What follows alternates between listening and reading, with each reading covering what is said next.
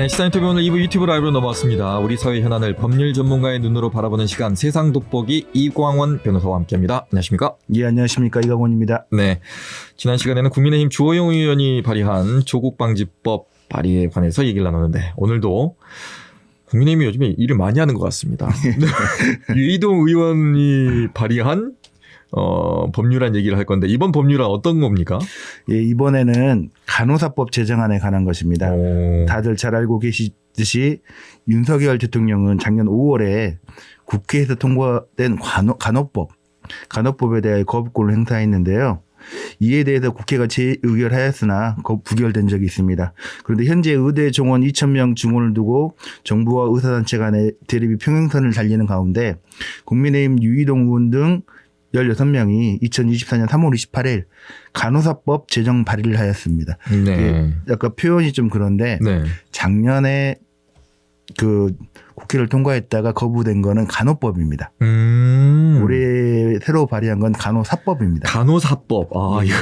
예. 이게 명확히 얘기하자면 네. 간호법이라고 하면 간호에 대한 전반적인 내용을 다루는 법이 되는 거고 간호사법이 되면 간호사의 권리라든가 의무라든가 그런 거에 대한 법률이 됩니다. 아, 헷갈리시면 안 될 것 같습니다, 여러분. 예. 근데 내용은 비슷한데 네. 명칭상은 그렇습니다. 저희도 변호사법이 있고 뭐 회계사법이 있고 세무사법이 있습니다. 근데 공인중개사가 아니라 공인중개사법도 있는데 네. 그 감정 관련 네. 평가사 같은 경우는 법률이 감정평가사뿐만 아니라 감정평가 업무 자체에 대해서도 다루기 때문에 그 법률은 감정평가 및 감정평가사에 관한 법률이라고 해서 명칭을 그렇게 하기 때문에 엄밀히 따지면 간호법하고 간호사법은 약간 다를 수 있는데 그 실질적인 내용은 그렇게 다르지는 않습니다. 글자 하나하나 세심하게 보셔야 된다는 얘기입니다. 예. 작년에 윤석열 대통령이 거부했던 것은 말씀하셨듯이 간호법이었습니다. 이 거부권을 행사한 근거가 그때는 어떤 거였죠? 이제 2023년 4월 27일 국회를 통과한 간호법도 이게 의사와 간호사, 간호조무사 등 간호 인력의 업무 범위, 처우 개선 등을 담은 법안이었는데요. 그때 간호법의 주요 내용은 요즘 가장 이슈가 되고 있는 의사 업무를 도와주는 PA 간호사, 즉 흔히들 말하는 수술실 간호사를 합법화하는 내용이 포함하고 있습니다. 네. 근데 이게 윤석열 대통령은 간호법에 대해서 거부권을 행사하면서 간호법은 유관 직역 간의 과도한 갈등을 불러일으키고 있다. 간호 업무의 탈의료기관하는 국민들의 건강에 대한 불안감을 초래하고 있다라고 지적을 하면서 이 거부권을 행사했습니다. 네. 이제 작년에 국회 통과된 간호법 제1조 간호법 목적에 대하여라는 부분이 있는데 네. 이 법은 모든 국민이 의료기관과 지역사회의 수준 높은 간호 혜택을 받을 수 있도록 간호에 관하여 필요한 사항을 규정함으로써 의료의 질 향상과 환자 안전을 도모하며 국민의 건강 증진에 이바지함을 목적으로 한다. 여기서 문제가 된 게 지역사회라는 문구입니다. 예, 맞아요. 예. 이제 대한의사협회 등은 간호법이 의료기관뿐만 아니라 지역사회에서 간호 업무를 규정함으로써 간호가 의료기관이 아닌 지역사회에서 단독으로 요양원 등을 개원할 수 있는 여지를 만들었다. 이렇게 주장을 했는데 근데 당시 의료법 제33조에는 의사, 치과의사, 한의사 또는 조산사만이 의료기관을 개설할 수 있도록 규정을 하고 있었어요. 네. 그러니까 실질적으로는 간호사가 의료기관을 개설할 수는 없게 되어 있었는데 법적으로 안 되는 거였네. 예. 그럼에도 지역사회라는 문구 자체가 간호사가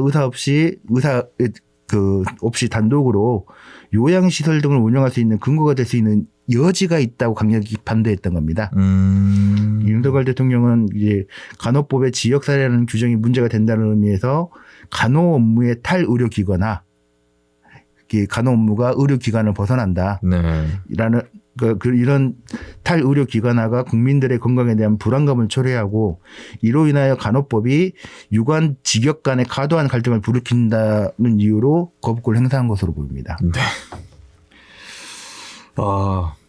아직 일어나지 않은 일에 대해서 너무 그냥 크게 걱정을 한 게 아니었나라는 생각도 들기도 한 당시 상황이었습니다. 작년에 간호법과 관련해서 간호조무사 자격 제한도 문제가 됐던 것으로 기억하는데요.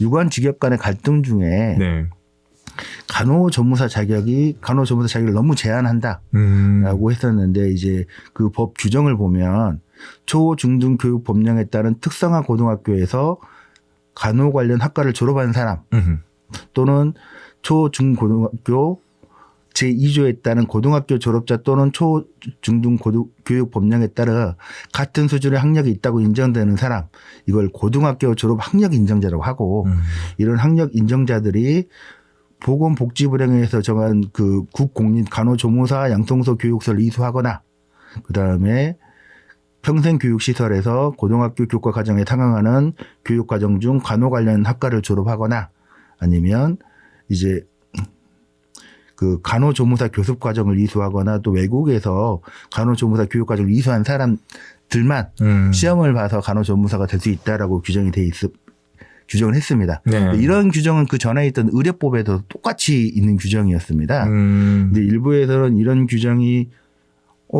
그 고등학교 졸업 학력 인정자니까 오히려 대학 졸업자가 간호조무사를 할 수 있는 하고 싶어하는 사람을 할 수 없게 하는 제한 규정이다. 그래서 직업 선택의 자유라든가 이런 그 헌법상의 권리를 제한한다.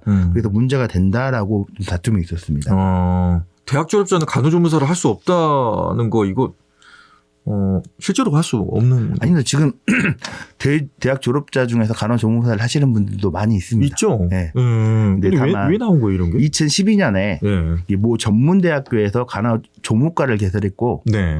당시 보건복지부에서 전문대학의 간호조무과는 이제 그 의료법에도 나와 있지만은 고등학교를 졸업한 사람이 바로 시험을 볼 수 있는 게 아니라 간호학원이라든가 보건복지에서 인정하는 그런 데서 교육을 이수받아야지 시험을 볼 수 있잖아요. 네네. 근데 이제 이 전문대학교 간호조무과는 그 의료법에서 인정하는 특성화 고등학교 졸업자도 아니고 국공립 간호조무사 양성소 교육 이수자도 아니고 평생교육시설 간호 관련 학과 졸업자도 아니고 학원고급 이수자도 아니다. 네. 그러니까 간호조무과를 나온 사람이 바로 시험을 볼 수는 없다. 그러니까 그럼 다시 학력을 제한한 게 아니라 이거를 간호조무과를 복지부가 인정하는 교육기관으로 볼 수 없다. 간호조무사 시험을 보기 위한 그런 판단이었습니다. 근데 이거 관련해 가지고 그 당시 뉴스 제목이라든가 이런 게 대학 졸업자는 간호조무사가 될 수 없다. 이렇게 이제 제목을 달고 그러다 보니까 그래서 좀 오해가 생긴 것 같습니다. 그러면 대학 그 간호조무과를 나오고 나서 이 보건복지부가 인정하는 그 기관에 가서 다시 또 교육을 받아야 되는 건가요? 예, 그렇습니다. 시험 보려면? 예. 그냥 보건복지부가 간호조무과도 그냥 인정해주면 안 됩니까? 당시 보건복지부에서 인정을 안 했던 게 뭐냐면 이제 간호조무사 이게 그 공급이 좀 많은 상태고 그 전문대학교까지 그 과를 만들면 너무 학력 인플레가 좀 생긴다. 꼭 그럴 필요는 없다. 그래서 고등학교만 졸업해도 시험 볼 수 있는 제도로 남겨둬야 된다. 약간 그런 의미에서 거부를 했던 겁니다. 아니 그것도 살려놓고 이것도 살려놓고. 근데 이제 그렇게 그 간호조무과가 교육시설로 인정 안 된다는 건데 대학 졸업자는 그 간호조무사 될 수 없다라고 참 오인이 생긴 것 같습니다. 오해라고 보여지니까 대학 졸업해도 이제 시험은 볼 수 있는 겁니다. 예. 예. 자, 이번에 국민의힘이 발의한 그러면 간호사법은 대통령이 거부권을 행사하면서 얘기했던 그 간호법의 문제점을 좀 해결한 겁니까?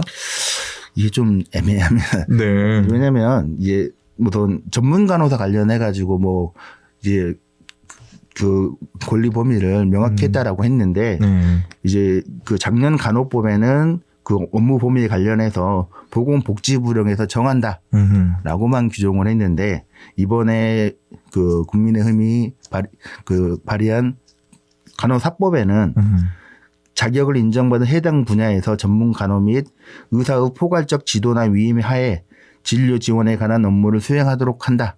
그래서 어떻게 보면 보건복지부령에다가 모두 넘겨놨다가 의사의 포괄적 지도나 위임 하에서는 할 수 있다. 이게 포괄적인 게 들어갔습니다. 원래는 포괄적이라는 거는 전체적인 분야에 대해서 이걸 해라라고 하면 구체적인 지시 없어도 그 분야를 할 수 있다는 거잖아요. 그래서 어떻게 보면 더 규정을 명확하게 규정을 한 것 같기도 한데 문제는 포괄적이라는 표현 자체가 좀 문제가 될 수도 있긴 합니다. 포괄적이라는 문제. 예. 어느 정도까지가 포괄적으로 볼 것이냐. 그러면 어떤 지도를 하고 전문가로서 처치를 했는데 이게 그 지도에 포함되냐. 만약 문제가 발생하면 누가 책임을 져야 되냐. 맞아요. 책임의 문제가 있잖아요. 예. 그런 문제가 좀 문제가 여전히 남아있긴 합니다. 그리고 또 과도한 직역 간의 갈등 뭐 이것도 해결된 겁니까? 전혀 안 전혀 안 됐다. 네.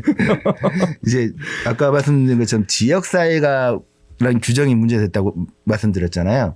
지역사회가 문제가 되는 거는 그것 때문에 간호사가 의사 없이 단독으로 요양원을 개설할 수 있을까 봐 혹시 그런 문제가 발생을 할까 봐 다툼이 있었잖아요. 네. 근데 이번에 발의한 간호사법 30조에는 네. 간호사는 보건복지부령에서 정하는 재택 간호만을 제공하는 기관을 개설할 수 있다.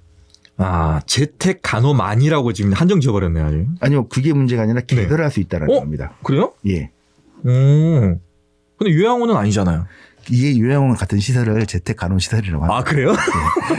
아, 그러면. 전에는 이런 시설 자체를 못 만들었어요. 간호사 개설을 못했던 건데. 아니, 저는 이거를 어떤 식으로 해석을 했냐면, 그 외에 간호로 가는데 집으로 가시는 분들 있잖아요. 예. 그 재택 간호가 아니라 요양원을 개설할 수 있다는 걸로 해석될 수 있다는 거죠. 전에 아까 말씀드린 것처럼 간호법에서 지역사회가 있지만 의료법에서 의료기관을 개설할 수 있는 사람은 의사, 치과의사, 뭐 주산사 막 이렇게 한정돼 있다고 했잖아요. 네네. 이번 30조에는 간호사법 30조에는 간호사는 정확히 하면 의료법 제33조 제1항 및 같은 법 제2항 본문에도 불구하고 보건복지부령에서 정하는 재택간호만을 제공하는 기관을 개설할 수 있다. 그러니까 기관을 전에 간호법에서는 지역사회가 들어있었지만 의료법에서 그 의료기관을 개설하지 못하게 막고 있었지만 이 새로 발의된 간호사법에서는 의료법 규정이 있지만은 거기에도 불구하고 간호사가 의료기관을 개설할 수 있다라고 규정을 한 거죠. 그러니까 작년에 왜 거부한 거예요, 그러면? 저도 그게 이럴 거면 작년에 왜 거부한 거예요, 도대체? 이게 간호사법에서 오히려 이제 뭐 간호사 업무의 탈의료기관화에 대해서 명시적으로 권리로 규정을 해버린 거잖아요. 이게 간호 업무의 탈의료기관화가 문제가 된다라고 거부권을 행사했는데 지금 국민의힘이 발의한 간호사법에서는 반대로 간호사가 탈의료기관을 할 수 있다. 그런 권리가 있다. 개설할 수 있는 권리가 있다라고 명시를 한 거기 때문에 장려해 주고 있잖아요, 지금 이거. 예. 의사단체 등 유관 직역에서 반대가 오히려 매우 국심해질 것 같고 이로 인해서 유관 직역 간의 갈등이 더 심해지지 않을까 걱정입니다. 더 심해질 수 있다. 어제 대통령의 그런 담화 내용도 보면서 왜 이 시점에서 저럴까? 간호사법은 또 왜 이 시점에서 나왔을까? 그런 생각이 많이 듭니다. 이게 당장의 지금의 면피용으로 그냥 하려고 하는 게 아닌가. 분위기 전환용으로 하려고 하는 게 아닌가. 예, 그래서 이제 간호사 단체에서도 우선 간호사법 제정에 대해서는 환영을 한다. 하지만 진정성에 대해서는 좀 의심이 된다. 그렇죠. 네, 라는 좀 그런 의견을 발표하기도 했습니다. 비전문가인 제가 보기에도 그렇습니다. 지금 왜 이러는 거지 지금? 뭐 이러면서 작년엔 그럼 왜 그런 거야? 이런 생각이 들 것 같은데. 그러면 국민의힘이 지금 이 시점에서 간호사법 제정안을 발의한 것에 대해서는 그 진정성을 믿어야 될까요? 어떻게 생각하십니까? 이제 저는 진정성도 진정성이지만은 이제 정책의 일관성이라고 해야 되나요? 그런 점이 좀 걱정이 됩니다. 이제 모두가 알고 있듯이 우리나라는 상권 분립의 원칙이고 상권 분립에 따라서 국회가 법률을 개정하는 권한을 가지고 있습니다. 근데 다만 그런 국회가 권한을 남용할까 봐 이런 국회가 권한을 남용할 때 이걸 방지하기 위해서 대통령에게 특별히 국회에서 통과된 법률안에 대해서 제의 요구할 수 있는 거부권을 규정하고 있습니다. 그러므로 이제 대통령이 거부권을 행사할 때는 아주 신중하게 해야 되고 아주 중요한 사안에 대해서만 예외적으로 행사가 이루어져야 됩니다. 이제 물론 대통령이 어떤 법률에 대해서 거부권을 행사했더라도 뭐 시간이 지나고 국민들의 의식이 변화하고 사회적 환경이 변화되고 국민들의 합의가 이루어진다면 그 법률에 대해서 다시 법률이 뭐 발의되고 제정될 수는 있습니다. 그러나 이제 대통령이 거부권을 행사한 지 1년도 안 됐고 거부권을 행사하면서 그 근거로 들었던 부분에 대해서 해결도 안 됐는데 네. 그거에 대해서 이제 아무런 설명 없이 간호사법은 간호법이랑 전혀 다른 법률이다라고 얘기를 하면서 이렇게 발의를 하면 네. 정부의 정책에 대해서 국민들이 과연 이 정책이 계속 진행될 것인지에 대해서 신뢰할 수 있나 이런 문제도 좀 걱정이 되고요. 이제 정책이 또 갑자기 변화를 하면 그에 따라서 사회적 혼란도 일어나잖아요. 그렇죠. 그러니까 정부가 정책을 했는데 이 정책이 사회 안정을 시키는 게 아니라 오히려 사회적 혼란을 가중하면 그런 문제점이 발생하지 않을까 싶습니다. 지금 그냥 그 단어 자체로만 보면 간호법, 간호사법, 국민의힘이 간호사법 뭐 이렇게 다시 뭐 발의했습니다. 이런 식으로 말을 하면 일반인들 같은 경우에는 잘 모릅니다. 예. 근데 방금 이광원 변호사께서 이렇게 설명을 좀 해주시니까 이해가 가요. 저 이거 이제 유튜브로도 또 비디오 클립으로 또 만들어 놓겠지만 꼭 한번 보시고 그 간호법과 간호사법이 어떤 차이가 있고 또 1년 전과 어떤 또 차이가 있는지 또 차이가 없는지도 여러분이 좀 이해가 되지 않으실까라는 생각이 듭니다. 그리고 추가로 말씀드리자면 작년 23년 11월 22일 날 네. 그 더불어민주당 고영인 의원이 대표 발의해가지고 간호법 제정안이 또 발의돼 있고 지금 발의돼 있는 상태입니다. 네. 이게 그 거부권이 행사된 다음에 간호사법이 처음으로 나온 게 아니라 작년 11월 달에 그 더불어민주당에서 고영인 의원이 대표 발의해가지고 간호법안이 지금 그 국회에 제출돼가지고 그거에 대해서 심사가 진행 중에 있습니다. 그 내용을 보면 네네. 이 간호법안에서도 1조에서 지역사회라는 부분은 뺐고 네. 그 간호조무사 관련해서도 고등학교 학력 인정자가 아니라 고등학교 학력 이상 인정자로 이렇게 변경은 했습니다. 그리고 다른 내용을 반영했는데 간호사법하고 좀 차이가 난다면 30조가 좀 차이가 나는 것 같습니다. 30조? 예, 아까 말씀드린 것처럼 간호사가 뭐 재택 근무죠. 재택 간호에 대해서 개설할 수 있다. 예, 그 부분만 좀 차이가 나는 것 같습니다. 재택 간호만을 제공하는 기관을 개설할 수 있다. 이 부분만 차이가 좀 난다는 거. 일단 뭐 국민의힘이 막 갑자기 이렇게 뚝딱 해놓은 게 아니고 뭔가 대단한 걸 한 게 아니고 그 전에 또 더불어민주당도 해놨고 그런 것들을 지금 이렇게 그 진행 과정에 있다는 것을 여러분이 좀 알아주셨으면 하는 생각입니다. 이거 정리하시면서 어떤 생각이 드셨는지 좀 궁금합니다. 저도 가장 궁금한 건 왜 이때 갑자기 간호사법을 발의했나라는 부분이 참 궁금했었습니다. 예. 개인적인 생각은? 제 개인적인 생각은 아마 이제 그때는 간호사보다 의사가 더 중요하다고 생각을 했는데 지금은 의사보다 간호사 의견이 더 중요하다고 생각하지 않았나 싶습니다. 그러니까요. 예. 뭐 좀 일관성이 없는 것 같고 뭐 정책의 어떻게 지속성?